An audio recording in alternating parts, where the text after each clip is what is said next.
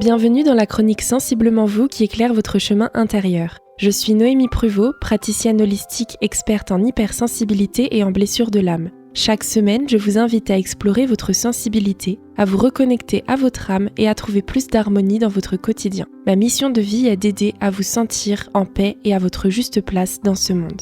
Aujourd'hui, je voudrais aborder avec vous un sujet qui m'a souvent handicapée au quotidien, sans que je ne le sache, et qui, si vous êtes vous aussi hypersensible, devrait fortement vous parler. Je vais aborder avec vous la notion d'éponge émotionnelle.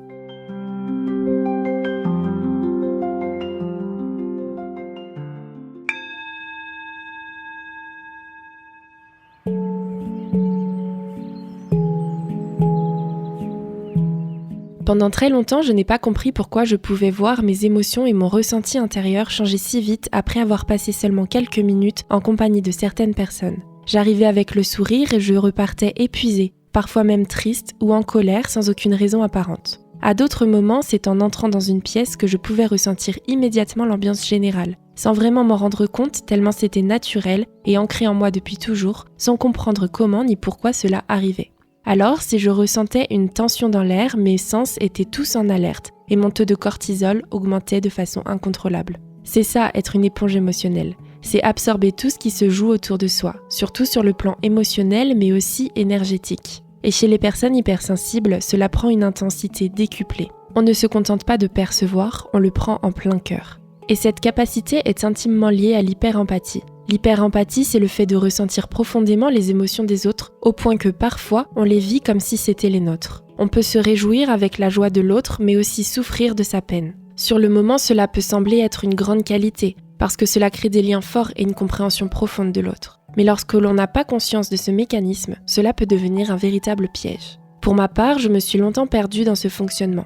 J'évoluais sans comprendre ce qui se jouait en moi et autour de moi. J'en souffrais sans comprendre et surtout je n'avais pas conscience que je pouvais m'en protéger. Car finalement, pourquoi est-il important de comprendre ce qui se joue et de se protéger de ce fonctionnement naturel ?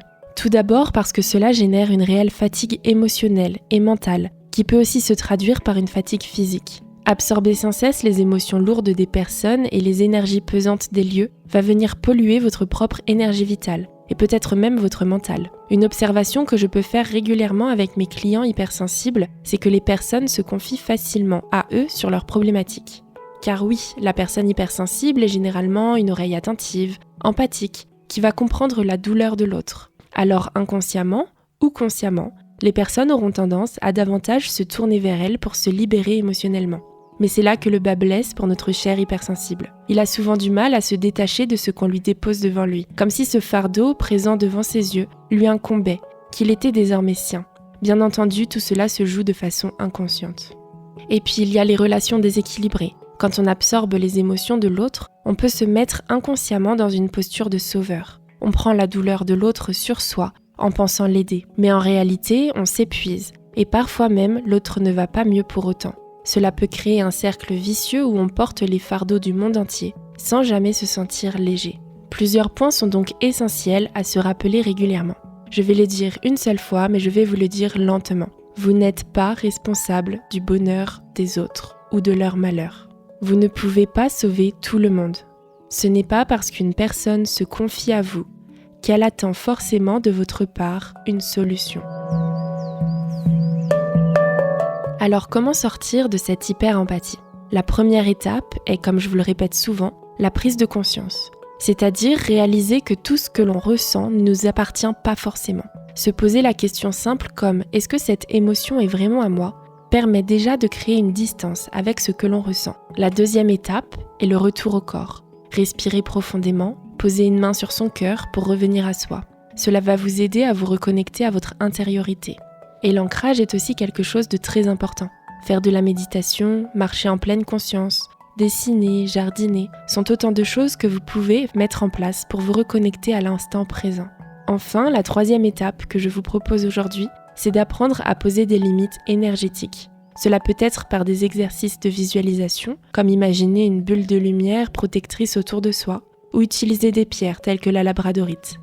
Cette pierre est d'ailleurs la première que je me suis fournie lorsque j'ai découvert le terme d'hypersensibilité et que cette hyper-empathie me faisait trop souffrir. Mais vous pouvez aussi effectuer des actions concrètes dans votre quotidien, comme par exemple savoir dire non, prendre du recul ou se poser loin de certaines influences. Nous pouvons aussi relier ce sujet aux blessures de l'âme que je vous ai présentées dans les épisodes précédents. Lorsqu'on est une éponge émotionnelle, il y a souvent une blessure sous-jacente qui s'active. Par exemple, la blessure de rejet peut nous pousser à rechercher à fusionner avec les émotions des autres pour se sentir accepté et intégré. La blessure d'abandon, elle, nous incite parfois à porter la douleur de l'autre dans l'espoir qu'il reste auprès de nous. Quant à la blessure d'injustice, elle peut déclencher en nous une hyper-réactivité face aux colères et aux frustrations des autres, comme si c'était à nous de rétablir l'équilibre. Enfin, la blessure d'humiliation pourra nous inciter à nous oublier complètement pour aider l'autre dans sa problématique.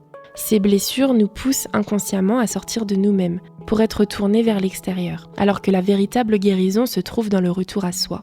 Comprendre ce mécanisme, c'est déjà un premier pas pour ne plus confondre compassion et sacrifice, et pour apprendre à aimer l'autre sans se perdre dans ses émotions. Noémie, comment transformer cette hyper-empathie en véritable force ? L'hyper-empathie, c'est un don, mais lorsqu'elle est bien utilisée. Elle permet d'avoir une grande intuition, de comprendre finement les besoins de l'autre et de créer des relations authentiques et profondes. Elle peut aussi être une précieuse alliée dans des métiers comme l'accompagnement des autres, la créativité ou la communication. La clé, c'est de toujours revenir à soi avant d'aller vers l'autre. La personne hypersensible doit, encore plus fortement que les autres, prendre soin de son énergie au quotidien, apprendre à poser des limites claires et accepter que l'on n'est pas responsable du schéma émotionnel des autres. De cette façon, on peut continuer à offrir notre lumière autour de nous sans s'éteindre. C'était Noémie Pruvot dans votre chronique Sensiblement vous, un moment pour vous recentrer et écouter votre intériorité. Merci d'avoir partagé cette parenthèse avec moi. Retrouvez-moi sur les réseaux sociaux où vous pouvez me poser les questions que vous souhaitez que j'aborde dans les prochaines chroniques.